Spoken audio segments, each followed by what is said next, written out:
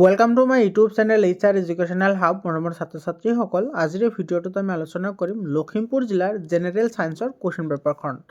ইয়াতে যি 45টা MCQ আছে সেইখিনি আমি 100% কনচেপশ্যনৰ সৈতে আলোচনা কৰিম আৰু তোমালোকৰ জিলাত এক্সামবোৰ হৈ যোৱাৰ লগে লগে 7002824673 এইটো নম্বৰত তোমালোকে কুৱেশ্যন পেপাৰবোৰ পঠাই দিবা। আৰু তোমালোকক সহায় কৰাৰ কাৰণে হোৱাটছআপ গ্ৰুপ বনোৱা হৈছে। হোৱাটছআপ গ্ৰুপৰ যিটো লিংক আছে সেইটো মই কমেণ্ট ছেকশ্যনত দি দিছোঁ, তোমালোকে হোৱাটছআপ গ্ৰুপত জইন হ'বা। মৰমৰ ছাত্ৰ ছাত্ৰীসকল, লখিমপুৰ জিলাৰ যিটো কুৱেশ্যন পেপাৰ আছে বহুতেই ষ্টেণ্ডাৰ্ড কুৱেশ্যন পেপাৰ হয়। তোমালোকে মেট্ৰিক পৰীক্ষাত ভাল ৰিজাল্ট কৰাৰ কাৰণে প্ৰি বোৰ্ড এক্সামিনেশ্যনৰ কুৱেশ্যন পেপাৰবোৰ ছল্ভ কৰা খুবেই গুৰুত্বপূৰ্ণ হয়। গতিকে তোমালোকে কনচেপশ্যনৰ সৈতে প্ৰথমৰ পৰা শেষলৈকে ভিডিঅ'টো চাবা। এতিয়া চোৱা, প্ৰথম প্ৰশ্নটিত আমাৰ কি কৈছে, মেংগানিজ অক্সাইড আৰু হাইড্ৰক্লৰিক এচিডৰ মাজত ৰিয়েকশ্যন হৈ মেংগানিজ ক্লৰাইড ৱাটাৰ আৰু ক্লৰিন গেছ উৎপন্ন হৈছে। এইটো তোমাৰ ইয়াতে আছে X, ইফালে আছে Y আৰু ইফালে আছে Z। তাৰমানে এইটো তুমি বেলেঞ্চ কৰিব লাগে। লক্ষ্য কৰিবা, ইয়াতে অক্সিজেন আছে দুটা, ইয়াতে অক্সিজেন আছে এটা, গতিকে ইয়াতে তুমি দুটা দিয়া। তো দুটা দিয়াৰ লগে লগে অক্সিজেন দুটা হৈ গ'ল, কিন্তু হাইড্ৰজেন হৈ গ'ল চাৰিটা। ইয়াতে আছে হাইড্ৰজেন এটা, গতিকে ইয়াতে তুমি চাৰিটা দিয়া। গতিকে চাৰিটা দিয়াৰ লগে লগে ইয়াতে ছয়টা আহিল তোমাৰ Xৰ ভেলু কিমান আহিল 4, Yৰ ভেলু আহিল তোমাৰ 2। এতিয়া তোমাৰ চোৱা, ইয়াতে তোমাৰ 4 দিয়াৰ লগে লগে ইয়াতে ক্লৰিন কেইটা হৈ গ'ল 4টা।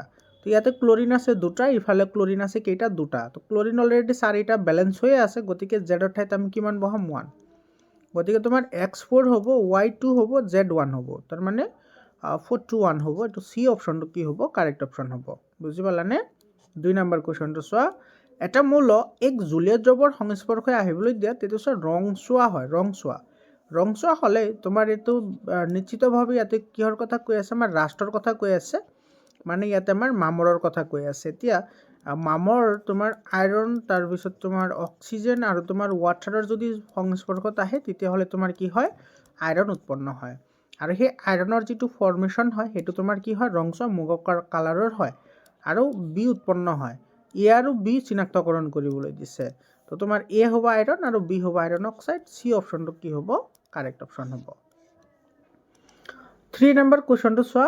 3 নম্বৰ কুৱেশ্যনত তোমাৰ কি কৈছে, ফিনলফথেলিনৰ ক্ষাৰকীয় দ্ৰৱত গোলপীয়া ৰং দিয়ে। এইটো তোমাৰ কাৰেক্ট হয়।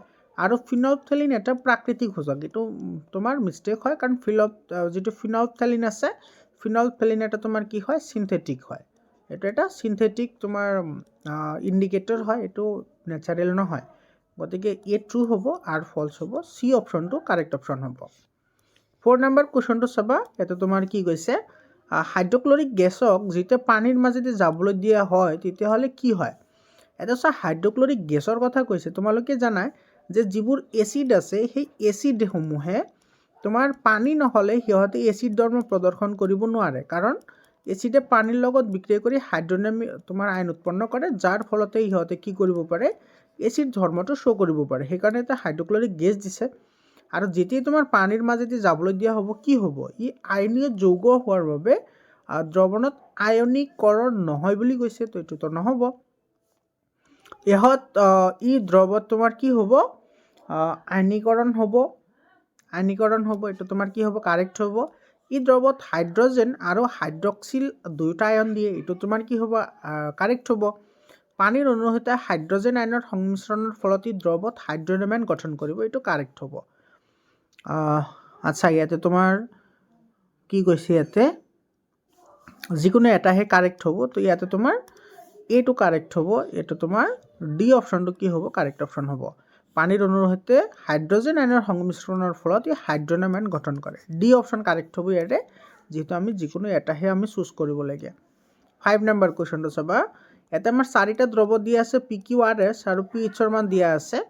তলৰ কোনটো দ্ৰৱবোৰক হাইড্ৰনিয়াম আয়নৰ ঘাড়তা সঠিকভাৱে প্ৰতিনিধিত্ব কৰিছে। এতিয়া চোৱা, হাইড্ৰনিয়াম আয়নৰ কথা কৈছে। ইয়াতে হাইড্ৰনিয়াম মানে তোমাৰ যদি এচিড হয় তেতিয়াহ'লে হাইড্ৰনিয়াম আয়নৰ ঘাড়তা বেছি থাকে। গতিকে এইটো চব পিৰ ভেলু দিয়া আছে 2, গতিকে আটাইতকৈ বেছি থাকিব তোমাৰ পিত। তাৰপিছত আহিব কোন, তাৰপিছত আহিব R, তাৰপিছত আহিব তোমাৰ কিউ। এইটো চোৱা, কিউত কম আছে। আৰু তাৰপিছত আহিব S, এইটো হ'ব PRQS হ'ব, PRQS। এইটো তোমাৰ চি অপশ্যনটো কি হ'ব, ইয়াৰে কাৰেক্ট অপশ্যন হ'ব। বুজি পালানে? তাৰ পিছৰ কুৱেশ্যনটো চোৱা 6 নম্বৰ কুৱেশ্যনত তোমাৰ কি কৈছে তলত দিয়াবোৰৰ কোনটো লেখচিত্ৰত অংকন কৰা ক্ষাৰ ধাতুসমূহৰ ধাতৱ ধৰ্ম হ্ৰাস হোৱাৰ ক্ৰমটো শুদ্ধকৈ প্ৰতিনিধিত্ব কৰিছে আছে ইয়াতে ধাতুসমূহৰ ধাতৱ ধৰ্ম আৰু হ্ৰাস হোৱাৰ যিটো মানে বেছিৰ পৰা তোমাৰ কি হৈছে কমলৈকে গৈছে তো বেছিৰ পৰা যদি তোমাৰ কমলৈকে যায় এতে ধাতুসমূহৰ ধাতৱ ধৰ্ম হ্ৰাস হোৱা তো কোনফালে যাব এইটো চব প্ৰথমতে এইটো তোমাৰ ৰুবিডিয়াম এফালে আছে তোমাৰ আচ্ছা এটমিক নাম্বাৰ দি আছে ইফালে আৰু ওপৰৰ ফালে টেম্পাৰেচাৰ দিয়া আছে এইটো ইফালে দিয়াই নি এটমিক ৰেডিয়েট এইটো তোমাৰ এটা আছে লিথিয়াম এইটো ওপৰ ফালে গৈছে সিজিয়ামৰ আছে 262 186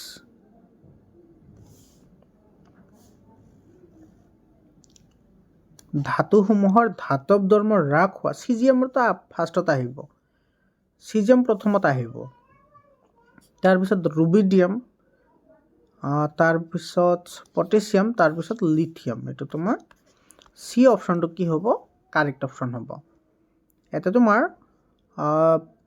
মৌলাইটাত যিমানে গধুৰ হয় মৌলাইটাত যিমান তোমাৰ কি আছে ইয়াতে তোমাৰ 262 যিমানে গধুৰ হয় সেইটো তোমাৰ তলৰ ফালে থাকে তলৰ ফালে থাকিলে যদি তলৰ ফালে থাকে তেতিয়াহ'লে তোমাৰ হেতুৰ ধাতৱ ধৰ্ম বেছি হয় তলৰ ফালে থাকিলে এইটো ঠিকই আছে তো এইটো কাৰেক্ট হ'ব সি অপশনটোৱে কাৰেক্ট অপশন হ'ব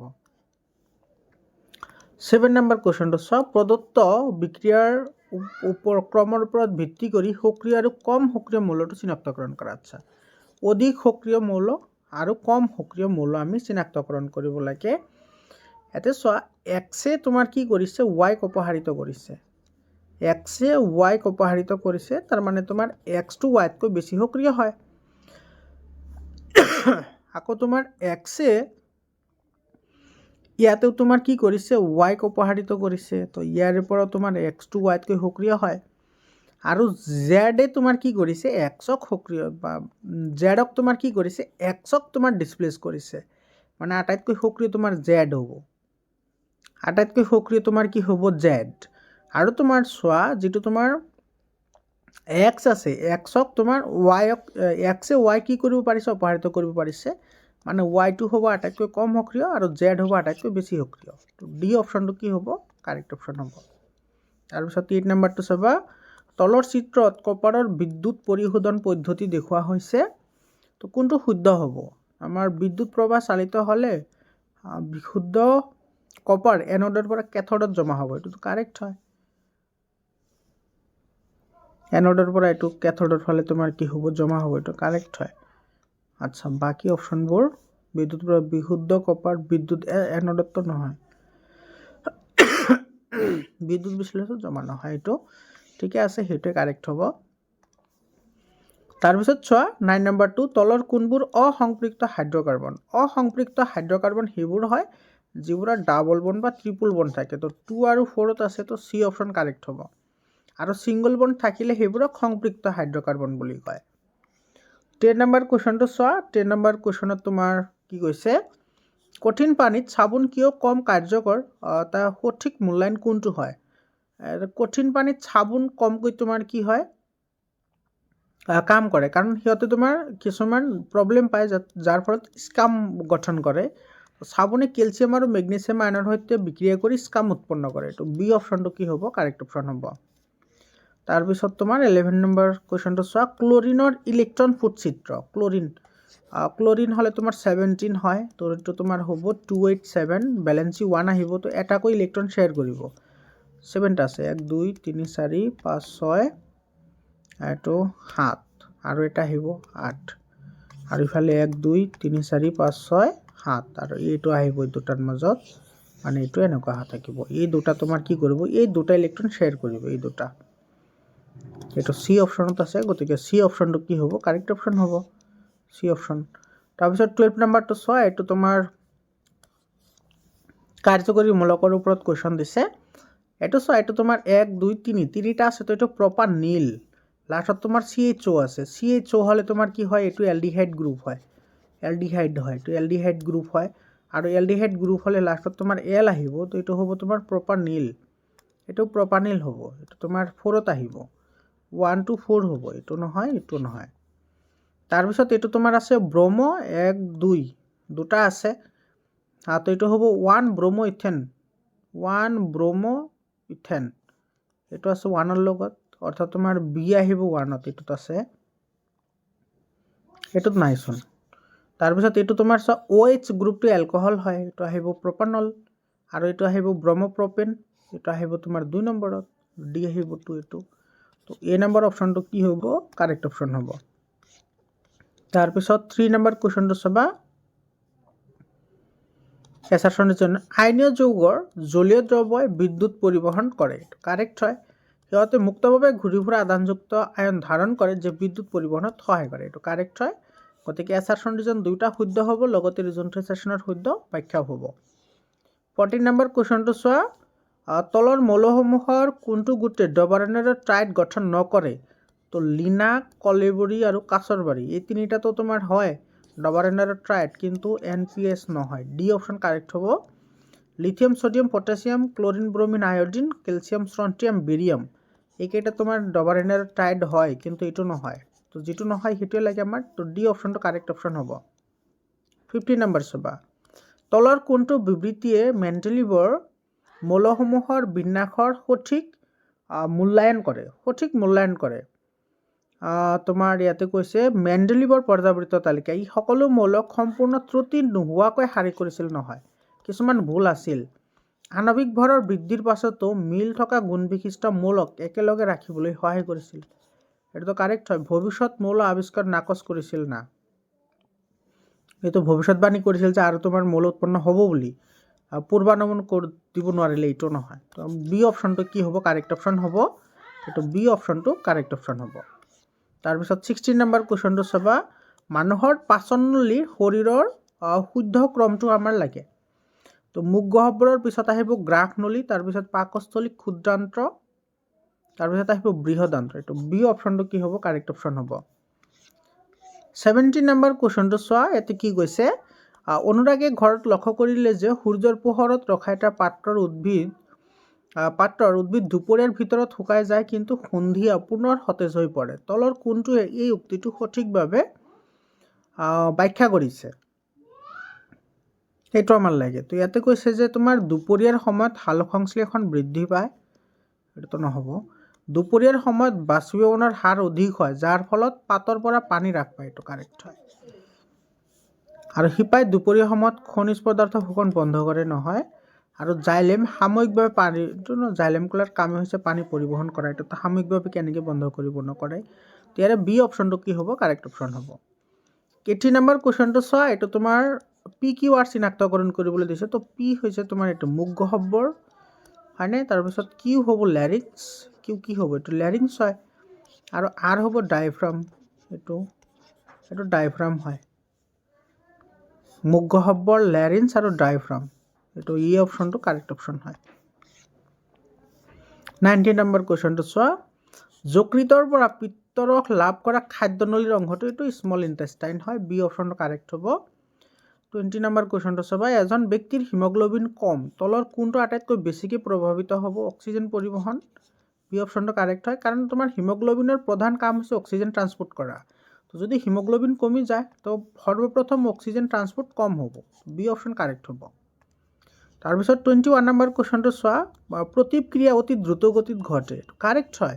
প্ৰতিক্ৰিয়াবোৰ মস্তিষ্কৰ পৰিৱৰ্তে স্নায়ুৰজ্যে নিয়ন্ত্ৰণ কৰে, এইটো কাৰেক্ট হয়। যিহেতু মগজু তোমাৰ নাই, গতিকে তোমাৰ পেশীসমূহক তোমাৰ কোনো অৰ্ডাৰৰ দৰকাৰ নহয়, তো ডাইৰেক্টলি ইহঁতে কণ্ট্ৰল কৰিব পাৰে, তো সেইকাৰণে এইটো তোমাৰ অতি সোনকালে হয়। গতিকে এই নম্বৰ অপশ্যনটোৱে কাৰেক্ট হ'ব। এছাৰশ্যন ৰিজন দুয়োটা শুদ্ধ হ'ব, লগতে ৰিজনট্ৰেচনৰ শুদ্ধ ব্যাখ্যাও হ'ব।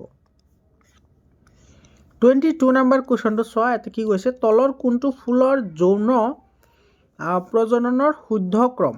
কোনটো শুদ্ধ ক্ৰম সেইটো আমাৰ লাগে, এটা আমাৰ শুদ্ধ ক্ৰমটো সুধিছে। তো এইটো পৰাগযোগৰ পিছত নিষেচন হ'ব, নিষেচনৰ পিছত ভ্ৰূণ হ'ব, ভ্ৰূণৰ পিছত তোমাৰ কি হ'ব, বীজ ধাৰণ হ'ব। গতিকে এইটো চি অপশ্যনটো কি হ'ব, কাৰেক্ট অপশ্যন হ'ব। 23 নম্বৰটো চোৱা, এইটো ছেম কুৱেশ্যন হয়। চৰাইদেউতো এনেকুৱা ধৰণৰ প্ৰশ্ন আহিছে।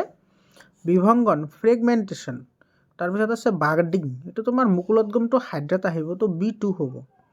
না B1 হ'ব, এটা অপশ্যনতে আছেচোন, B1 হ'ব, এটা অপশ্যনতে আছে। আৰু আহিব 3। ফ্ৰেগমেণ্টেশ্যনটো স্পাইৰগাইডা হয়, তাৰপিছত বাইনেৰী ফিছনটো তোমাৰ এমিবাত হয়, আৰু ৰেণুৰ উৎপত্তিটো তোমাৰ ৰাইজোপাছত হয়, ৰাইজোপাছ এইটো আছে। তো এইটো নম্বৰ অপশ্যনটো কি হ'ব, ইয়াৰে কাৰেক্ট অপশ্যন হ'ব। 24 নম্বৰ কুৱেশ্যনটো চোৱা, অযৌন প্ৰজননৰ দ্বাৰা সৃষ্টি হোৱা জীৱৰ মাজত অধিক সাদৃশ্য থকাৰ কাৰণবোৰ কি? অযৌন প্ৰজননত একক জীৱ জড়িত থাকে, কাৰেক্ট হয়। অযৌন প্ৰজননত দুটা জীৱ জড়িত থাকে। অযৌন প্ৰজননত জনন কোষ জড়িত থাকে। অযৌন প্ৰজননত জনন কোষ জড়িত হৈ নাথাকে, তো এইটো কাৰেক্ট হ'ব। গতিকে 1 নম্বৰ আৰু 4 নম্বৰ কাৰেক্ট হ'ব। 1 and 4, এইটো ডি অপশ্যনটো কি হ'ব, কাৰেক্ট অপশ্যন হ'ব। তাৰপিছৰ কুৱেশ্যনটো চাবা, ইয়াতে কি কৈছে, পিতৃৰ পৰা উত্তৰাধিকাৰী সূত্ৰে ৱাই যদি লাভ কৰে তেতিয়াহ'লে কি হ'ব? চোৱা, তোমাৰ পিতৃৰ থাকে XY আৰু মাতৃৰ থাকে XX। তো তোমাৰ যদি পিতৃৰ পৰা যদি ৱাই আহে, মাতৃৰ পৰাতো তোমাৰ এক্সে আহিব, তো XY আহিব। XY হ'লে ল'ৰা হ'ব। চি অপশ্যনটো কি হ'ব, কাৰেক্ট অপশ্যন হ'ব। 26 নম্বৰ চোৱা, ইয়াতে তোমাৰ কি কৈছে, ঘূৰণীয়া গতিৰে সৈতে ওখ মটৰমাহ সুতুৰা গতিৰে সৈতে চাপৰ মটৰমাহৰ সৈতে সংকৰণ ঘটাবলৈ দিয়া হ'ল F1 জনু। F1 জনুটো তোমাৰ 75% আহিব। F1 জনু হ'লে, ফাৰ্ষ্ট জেনেৰেশ্যন হ'লে, না F1তো গোটেইকেইটা ওখ আছিল, তো 100% আহিব। গোটেইকেইটা ওখ হ'লে 100% আহিব F1 জনুত। F2 জনুতে তোমাৰ কি আছিল, এইটো মনত ৰাখিবা। F2 জনুত তোমাৰ কিমান ৰেচিঅ' হয়, 75%:25% হয়। এইটো মনত ৰাখিবা, মানে এইটো 3:1 হয়। 27 নম্বৰ কুৱেশ্যনটো চাবা, সফল গৰ্ভধাৰণৰ মানুহৰ প্ৰজনন চক্ৰৰ শুদ্ধ ক্ৰমটো বাছনি কৰা। তো প্ৰথমতে আহিব যোজন কোষ গঠন আৰু থিতাপি লোৱা, এইটো আহিব 1 নম্বৰত, হয়নে? Sperm cell enter the vagina, এইটো তোমাৰ 1 নম্বৰত আহিব।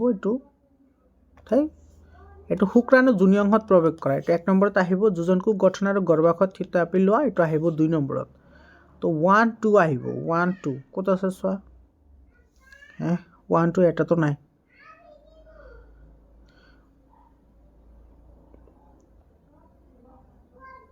শুক্ৰাণু প্ৰথমটো 1, 2 আহিব, প্ৰথমত আহিব 1, 2।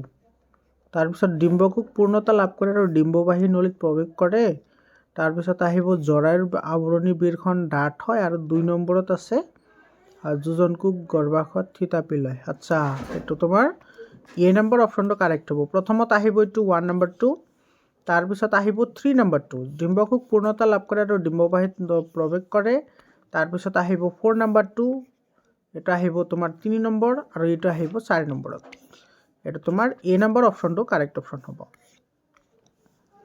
28 নম্বৰ কুৱেশ্যন চোৱা, +12 ডায়েপ্টাৰ -2 ডায়েপ্টাৰৰ ক্ষমতা দুখন লেন্স এখন আনখনৰ সংস্পৰ্শত ৰখা হৈছে। সংমিশ্ৰণটোৰ ফ'কাছ দৈৰ্ঘ্য কিমান হ'ব, সেইটো আমাক সুধিছে। ইয়াতে চোৱা, তোমাৰ ইয়াতে দুটা এটাৰ লগত আনটো জোৰা লগাই ৰখা হৈছে। তো 12 আৰু 2, এটা তোমাৰ এটা আছে পজিটিভ আৰু এটা আছে নিগেটিভ। তো পজিটিভ আৰু নিগেটিভ হ'লে তোমাৰ এইটো তোমাৰ কি হ'ব, 12 - 2 হ'ব, তো 10 হ'ব। এইটো বি অপশ্যনটো কাৰেক্ট অপশ্যন হ'ব। তাৰপিছত 29 নম্বৰ কুৱেশ্যনটো চাবা, তলত দিয়া X আৰু Y, ইয়াতে চাবা আটাইতকৈ তোমাৰ বেছিকৈ বেকা হয় ভাইলেট, গতিকে তোমাৰ Xটো ভাইলেট হয়, আৰু ইয়াতে Yটো আটাইতকৈ কমকৈ বেকা হয়, তো এইটো ৰেড হ'ব, হয়নে? এইটো আছিল না VIB GY ৱাৰ্ড, এইটো ভিপজিউৰ আছিল। তো ভাইলেট আটাইতকৈ বেছি বেকা হয়, যিটো তোমাৰ আটাইতকৈ তলত থাকে, এইটো তলত হয়। এইটো আটাইতকৈ তলত হয়, এইটো ইফালে আছে।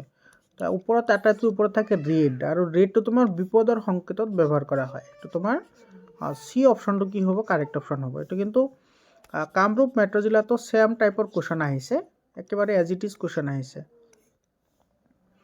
মৰমৰ ছাত্ৰ ছাত্ৰীসকল, তোমালোকক ইয়াতে সৰু এটা ইনফৰমেশ্যন দিওঁ, তোমালোকৰ যদি ছায়েন্সৰ, তাৰপিছত তোমাৰ ছ'চিয়েল ছায়েন্স আৰু এছামিছ এই তিনিটা ছাবজেক্টৰ যদি তোমালোকে ই বুক ল'ব বিচৰা, ই বুক ল'ব পাৰিবা, একেবাৰে কম দামত ই বুক ল'ব পাৰিবা। ই বুকত তোমালোকে পাবা MCQ, লগতে পাবা ইনচাইট কুৱেশ্যন, তাৰপিছত তোমালোকে পাবা 100% টেক্সচুৱেল কুৱেশ্যনৰ এনচাৰ। তো তোমালোকে যদি সেইটো ল'ব বিচৰা, আৰু ইয়াতে যিবোৰ MCQ আহিছে তাৰে পৰা তোমাৰ ইয়াতে 99% কুৱেশ্যন কমন আছে, তো সেইটো ই বুকৰ পৰা তোমালোকে ল'ব পাৰা। আৰু তোমালোকে সেই ই বুকত তোমালোকে 100% তোমালোকে পাবা, কনচেপশ্যন ক্লিয়াৰেঞ্চ পাবা। ঠিক আছে, তাৰপিছত চোৱা 30 নম্বৰ কুৱেশ্যনটোত আমাৰ কি কৈছে ইয়াতে, সৰি বাৰু, এল দৈৰ্ঘ্য আৰু এই সুষম প্ৰস্থচ্ছেদ কালি এটা চুঙা আকৃতিৰ পৰিবাহীৰ ৰোধ R, তো R is equal to rho into L/A। আৰু একেটা পদাৰ্থৰ ৰোধৰ কিন্তু 2L দৈৰ্ঘ্যৰ আন এডাল পৰিবাহীৰ ৰোধ কিমান হ'ব? আচ্ছা, প্ৰস্থচ্ছেদৰ কালি কিমান হ'ব সেইটো আমাক সুধিছে। তো এইটো হ'ব R is equal to rho into Lৰ ঠাইত আহিব 2L ডিভাইডেড বাই A, হয়নে? সেইটো আহিব। তো ইয়াৰে পৰা তোমাৰ এইটো ওলাই লওঁ ৰ'বা, ইয়াৰে পৰা কি হ'ব, ইয়াৰে পৰা হ'ব তোমাৰ R is equal to rho into L/A cross multiply কৰিলে A ইজ ইকুৱেল টু হ'ব rho L/R। তো ইয়াতে তোমাৰ A ইজ ইকুৱেল টু কি হ'ব, ইয়াতে হ'ব rho ইনটু 2L/R, গতিকে ইয়াতে আহিব 2, ইফালে আহিলে rho L/R আহিব। তো rho L/R মানে তোমাৰ প্ৰথমতে A আছিল, গতিকে তোমাৰ এইটো আহিব 2 গুণ 2A হ'ব। এইটো তোমাৰ C অপশ্যনটো কি হ'ব, কাৰেক্ট অপশ্যন হ'ব। বুজি পালানে? একেবাৰে চিম্পল হয়। তাৰপিছৰ কুৱেশ্যনটো চাবা, 39 নম্বৰ কুৱেশ্যনটোত তোমাৰ কি কৈছে, ইয়াতে কেৰাচিনৰ প্ৰতিহাৰণাংক পানীৰ তুলনাত বেছি হোৱা বাবে পানীৰ তুলনাত আলোকীয়ভাৱে ঘন, যদিও ইয়াৰ ভৰ ঘনত্ব পানীৰ ঘনত্বতকৈ তোমাৰ কম হয়। এইটো কাৰেক্ট হয়। তাৰপিছত তোমাৰ আচ্ছা, ইয়াতে তোমাৰ 39 নম্বৰটো আহি গ'লচোন। ইয়াতে 30 নম্বৰ আহিছিল, তো এতিয়া 31 নম্বৰটোহে আহিব। ৰ'বা চাওঁ ৰ'বা, 31 নম্বৰটো, এইটো 31 নম্বৰ ইয়াতে আছে। ইয়াতে তোমাৰ কি কৈছে, এখন চুম্বক ক্ষেত্ৰত গতি কৰা আধানযুক্ত কণাৰ ওপৰত প্ৰয়োগ হোৱা বল সৰ্বাধিক হ'ব যেতিয়া কণাটোৰ দিশৰ চুম্বকীয় ক্ষেত্ৰৰ মাজৰ কোণ কিমান ডিগ্ৰী হ'ব? 90 ডিগ্ৰী। লম্ব হ'লে যেতিয়া তোমাৰ এটা আধানযুক্ত কণাৰ ওপৰত প্ৰয়োগ কৰা বল সৰ্বাধিক হয় তেতিয়া সেইটো লম্বভাৱে আপতিত হয়। লম্বভাৱে আপতিত হ'লে সেইটোৰ তোমাৰ কি হয়, আটাইতকৈ বেছি হয়। তাৰপিছত 32 নম্বৰ কুৱেশ্যনটোত কি কৈছে, চব পোহৰ ৰশ্মি A আৰু B বিন্দুৰ মাজেৰে প্ৰৱেশ কৰে। চিত্ৰত দেখুওৱাৰ দৰে C আৰু D বিন্দুটোৰ বাকচৰ পৰা ওলাই অহা দেখা গৈছে। তলৰ দিয়াবোৰৰ ভিতৰত কোনটো বাকচৰ ভিতৰত থাকিব পাৰে? এটা তুমি ভালদৰে যদি লক্ষ্য কৰা, এইটো চাইডটো পাৰপেণ্ডিকুলাৰলি পৰিছে। তো তোমাৰ যেতিয়া আয়তাকাৰ কাঁচৰ টুকুৰা এটাৰ মাজেৰে যেতিয়া পাৰপেণ্ডিকুলাৰলি পোহৰ যায়, সি পাৰপেণ্ডিকুলাৰলি পাৰ হৈ যায়। এইটো A নম্বৰ অপশ্যনটো কাৰেক্ট অপশ্যন হ'ব। 33 নম্বৰ কুৱেশ্যন চোৱা, চকুৰ লেন্সৰ ওচৰৰ বস্তু ফ'কাছ কৰাৰ সময়ত ডাঠ কিয় হয়, সঠিক মূল্যায়ন কৰা। ইয়াতে কিয় ডাঠ হয় সেইটো আমাক সুধিছে। তো এইটো তোমাৰ প্ৰতিসৰণ ক্ষমতা বৃদ্ধি কৰি চিত্ৰক ৰেটিনাত গঠন কৰে, সেইকাৰণে তোমাৰ ডাঠ হয়। C অপশ্যনটো কাৰেক্ট হ'ব। 34 নম্বৰ, এইটো কামৰূপ মেট্ৰ' জিলাৰ কুৱেশ্যন হয়, ছেম টু ছেম কুৱেশ্যন আহিছে। এজন শিক্ষাৰ্থীয়ে এটা পৰীক্ষা সম্পন্ন কৰিছে আৰু নিক্ৰমণ তাৰৰ R1, R2, R3 যুক্ত 3টা নমুনাৰ VI লেখ অংকন কৰিছে, যিটো চিত্ৰত দেখুওৱা হৈছে। তলত দিয়া কোনটো তোমাৰ কি হয়, সত্য হয় সেইটো আমাক লাগে। ইয়াতে তুমি ভালদৰে যদি লক্ষ্য কৰা, ইয়াতে চোৱা তোমাৰ যিটো ডায়েগ্ৰাম আছে, ডায়েগ্ৰামটো যদি তুমি ভালদৰে চোৱা, ইয়াতে চোৱা R1ৰ ৰোধ কম হয়। কেনেকৈ কম হয়? কাৰণ তোমাৰ ৰোধ যিমানে কম হ'ব প্ৰবাহৰ মান সিমানে বাঢ়িব। তো এইটো প্ৰবাহৰ ওচৰত আহিছে, তো মানে ৰোধ কম, তাৰপিছত এইটোৰ কম, তাৰপিছত এইটোৰ কম, মানে আটাইতকৈ ৰোধ বেছি হৈছে R3, তাৰপিছত আহিব R2, তাৰপিছত R1। এইটো ছাৰ D অপশ্যনত আছে, গতিকে D অপশ্যনটো আমাৰ কি হ'ব, কাৰেক্ট অপশ্যন হ'ব। তাৰপিছত আছে তোমাৰ 35 নম্বৰ কুৱেশ্যনটো চোৱা, সৰি বাৰু, এখন অৱতল দাপোনৰ আগত 10 মিলিমিটাৰ দীঘল আৰি পিন উলম্বই ৰখা হৈছে। উলম্বভাৱে ৰখা হৈছে। আৰি পিনটো 5 মিলিমিটাৰ দীঘল প্ৰতিবিম্বটো দাপোনৰ সন্মুখত 30 চেণ্টিমিটাৰ দূৰত্বত সৃষ্টি হৈছে। দাপোনখনৰ ফ'কাছ দৈৰ্ঘ্য কিমান হ'ব সেইটো আমাক লাগে। দাপোনখনৰ ফ'কাছ দৈৰ্ঘ্য বুলি কৈছে ইয়াতে। এই প্ৰশ্নটো তুমি এনেকৈ যদি চিম্পল কনচেপশ্যন এপ্লাই কৰা তুমি এইটো আৰামছে তুমি এইটো কেপচাৰ কৰিব পাৰিবা। চাবা ইয়াতে চোৱা অৱতল দাপোনৰ আগত এইটো 10 মিলিমিটাৰ দীঘল এটা আৰি পিন। ইয়াতে চোৱা 10 মিলিমিটাৰ ইয়াতে দীঘল বুলি কৈছে, ওপৰত ৰাখিছে। আৰু ইয়াতে তোমাৰ চোৱা এইটোৰ যিটো দীঘল ইয়াতে চোৱা এইটো তোমাৰ লক্ষ্যবস্তুৰ উচ্চতা দি আছে তোমাৰ 10 আৰু এইটো হৈছে প্ৰতিবিম্বৰ উচ্চতা দি আছে তোমাৰ কিমান 5। মানে এইটোতকৈ এইটো তোমাৰ কি হৈছে আধা হৈছে। এইটো তোমাৰ কি হৈছে আধা হৈ গৈছে। আৰু ইয়াতে তোমাৰ যিটো প্ৰতিবিম্ব যিটো গঠন হৈছে সেইটো তোমাৰ কি হৈছে 30 চেণ্টিমিটাৰ দূৰত্বত গঠন হৈছে আৰু সন্মুখৰ ফালে গঠন হৈছে। তো তোমাৰ নিশ্চিতভাৱে এইটো তোমাৰ কি হ'ব যিটো ভাঁজ কেন্দ্ৰ আছে সেইটো তোমাৰ বাহিৰত আহিব। এইটো ভাঁজ কেন্দ্ৰৰ আঁতৰত আহিব। আৰু ভাঁজ কেন্দ্ৰৰ যদি তোমাৰ আঁতৰত আহিব লাগে তেতিয়াহ'লে তোমাৰ ইয়াতে চব ফ'কাছ দৈৰ্ঘ্য কিমান হ'ব সেইটো আমাক সুধিছে। তো ফ'কাছ দৈৰ্ঘ্য কিমান হ'ব এইটো চব ফ'কাছ দৈৰ্ঘ্য যিটো তোমাৰ 30 চেণ্টিমিটাৰ আছে সেইটো তোমাৰ নিশ্চিতভাৱে সেইটো তোমাৰ মাজভাগত থাকিব লাগিব। তো 30 তোমাৰ ইয়াতে চোৱা তোমাৰ 30ৰ মাজভাগত ইয়াতে তোমাৰ 30 ইয়াতে 40 আৰু ইফালে আছে তোমাৰ কিমান 60। গতিকে এই তিনিটাৰ মাজত তোমাৰ ওচৰত কোনটো আছে তোমাৰ এইটো 20 আছে। গতিকে 20টোৱে তোমাৰ কি হ'ব এনচাৰ হ'ব। এইটো মাইনাছ কিয় আহিছে কাৰণ এইটো সন্মুখত আছে কাৰণে তোমাৰ কি আহিব এইটো মাইনাছ আহিব। আৰু যদি তুমি এইটো ফৰ্মুলা এপ্লাই কৰিব ওলাব পাৰা 1/v + 1/u = 1/f। সেইটো ফৰ্মুলা এপ্লাই কৰি তুমি এফৰ ভেলুটো ইয়াৰ পৰা ওলাব পাৰিবা। ওলাই ল'বা তোমালোকে। 36 নম্বৰ কুৱেশ্যনটো চোৱা। চিত্ৰত দেখুওৱাৰ দৰে কাগজ এডালৰ সমান্তৰাল তাৰত পূবৰ পৰা পশ্চিমলৈ এটা স্থিৰ প্ৰবাহ চলি আছে। এইটো পূবৰ পৰা পশ্চিমলৈ স্থিৰ প্ৰবাহ চলি আছে। বিদ্যুৎ ক্ষেত্ৰৰ দিশ উত্তৰৰ পৰা দক্ষিণলৈ কিমান হ'ব? বিদ্যুৎ ক্ষেত্ৰৰ দিশ ইয়াতে উত্তৰৰ পৰা দক্ষিণ। এইটো উত্তৰৰ পৰা দক্ষিণ ইফালৰ কথা কৈছে। উত্তৰৰ পৰা দক্ষিণলৈ কি হ'ব সেইটো আমাক সুধিছে। উত্তৰৰ পৰা দক্ষিণ। এইফালে তোমাৰ প্ৰবাহ গৈছে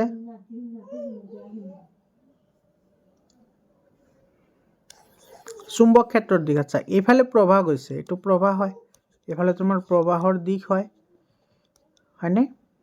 আৰু এইফালে তোমাৰ ইয়াতে দিছে তোমাৰ চুম্বকীয় ক্ষেত্ৰৰ দিশ তোমাৰ কি হ'ব সেইটো আমাক সুধিছে। ইয়াতে এখন তোমাৰ তাৰ দিয়া আছে।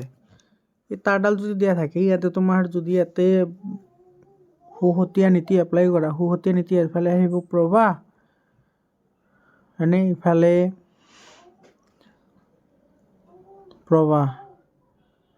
প্ৰবাহৰ তোমাৰ ইফালে লম্বভাৱে আহিব তোমাৰ বল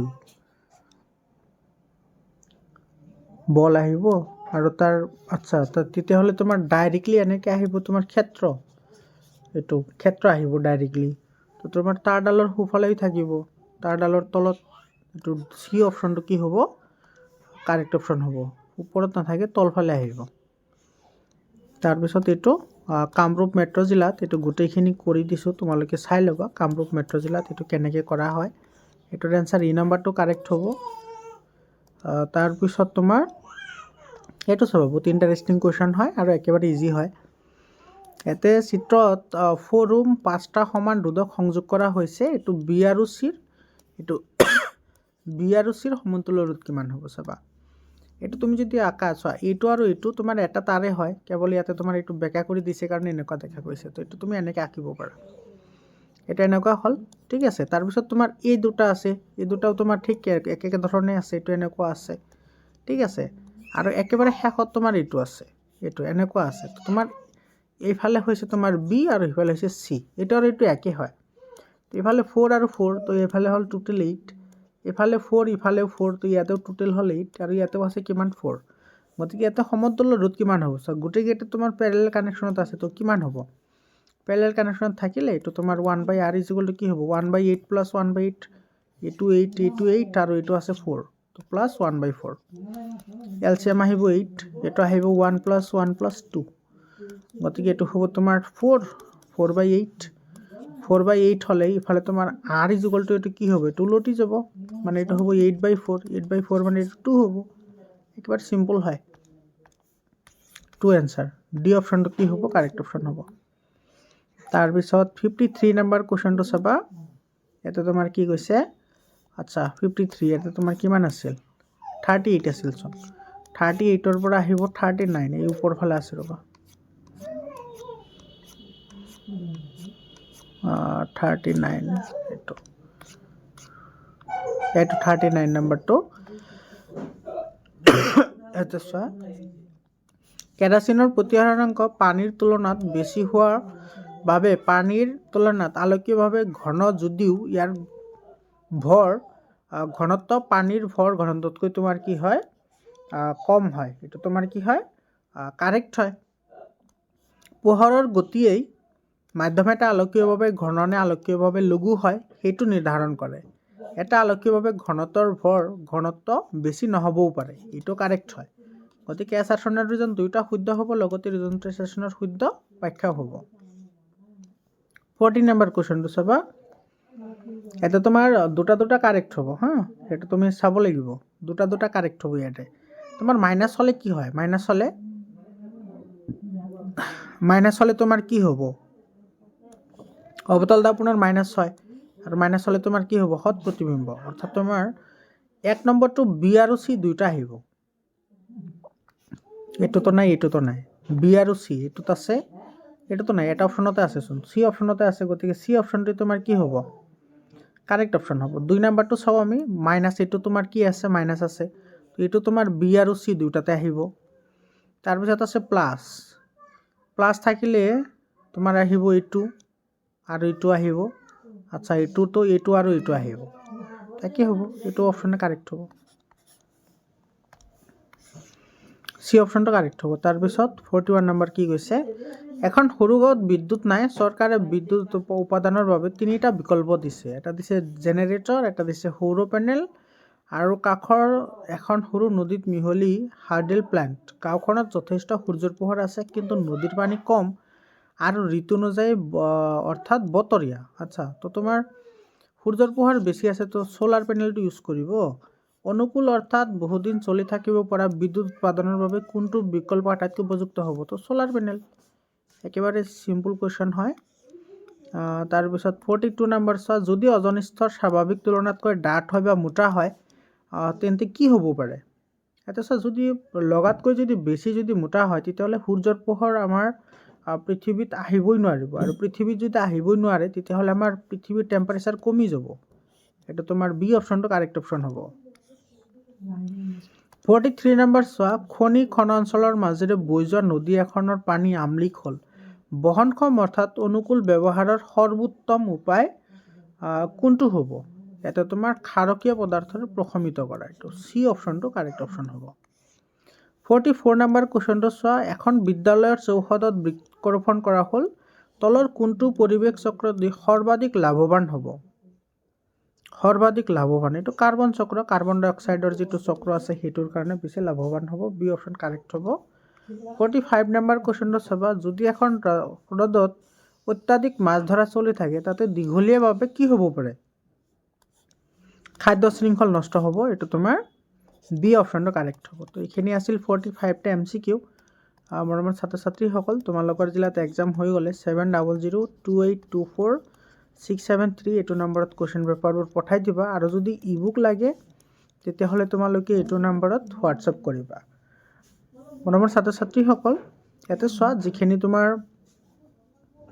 ইয়াতে যিবোৰ লং কোৱেশ্চন আছে লং কোৱেশ্চনখিনি তোমালোকে স্ক্ৰীনশ্বট মাৰি ৰাখা প্ৰেক্টিছ কৰিবা মেট্ৰিকত ভাল নম্বৰ পাবলৈ হ'লে এইবোৰ তোমালোকে প্ৰেক্টিছ কৰিবই লাগিব সো ইয়াৰে যিকেইটা তোমাৰ লং কোৱেশ্চন আছে লং কোৱেশ্চন কেইটা গোটেইখিনি তোমাৰ ইন্টেলেকচুৱেল কোৱেশ্চন হয় গোটেইকেইটা ইন্টেলেকচুৱেল কোৱেশ্চনে হয় তোমালোকে এইবোৰ প্ৰেক্টিছ কৰিলেহে তোমালোকে ভালদৰে এনসাৰবোৰ কৰিব পাৰিবা ঠিক আছে গতিকে ইয়াৰে লং কোৱেশ্চন কেইটা তোমালোকে ভালদৰে প্ৰেক্টিছ কৰিবা এখানে চোৱা এখানে কোৱেশ্চন আহিছে স্ক্ৰীনশ্বট মাৰি ৰাখা এইটো কোৱেশ্চন আহিছে এইটো চোৱা এইবোৰ কুৱেশ্যন আহিছে গতিকে তোমালোকে এইবোৰ কিন্তু ভালদৰে প্ৰেক্টিছ কৰিবই লাগিব হা এইখিনি তো আজিৰ কাৰণে এইখিনি আকৌ লগ পাম বেলেগ এটা ভিডিঅ'লৈ ধন্যবাদ